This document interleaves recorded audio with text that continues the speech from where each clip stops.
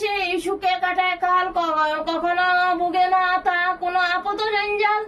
বিপত্তারিণী বিপদনাশিনী ব্রতের প্রচার।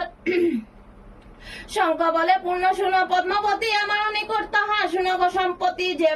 যেভাবে ব্রতের হয় সর্বদা প্রচার, তাহা তুমি বলিয়াছ করিয়া বিস্তার। সত্যক্রমে নাম তার বিপত্ত নিপতি, সতী শান্তি পত্নী তার। ধর্ম নাম গুণবতী, গুণ সরস্বতী নাম রূপে লক্ষ্মী প্রায়।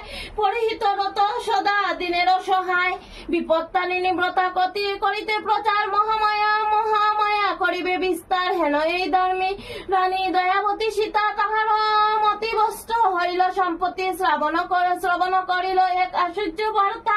চামারিনীর সাথে তার হইল মিত্রতা, নানা দ্রব্য উপহার তারে দিল রানী। প্রীতির ব্যবহারে ফল দিল চামারিনী। একদিন রানী কহে চামারিনী পতি, জানি না কেন যে ইচ্ছা হইল বলবতী। যে মাংস খাদ্য অবশ্য দৃশ্য, ভাষণে আমারে তাহা দেখিব অবশ্যই। শুনিয়া কর্ণে হাত দিয়ে বলে চামারিনী, অসম্ভব কথা কেন বলে রে ঠাকুরানী। রাজা যদি কোন ক্রমে ইহাটাই পায়, তাহা হইলে কাহার নাই রহিবে তান।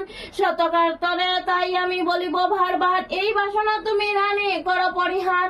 রানী বলে তুমি তা দেবী সংকল্পনে, তুমি আমি বিনা অন্য না জানিবে। তাহা তুমি চামারিনী ব্রস্ত আচ্ছন্ন, রানীর বঞ্চিত মাংস আনিল গোপনে।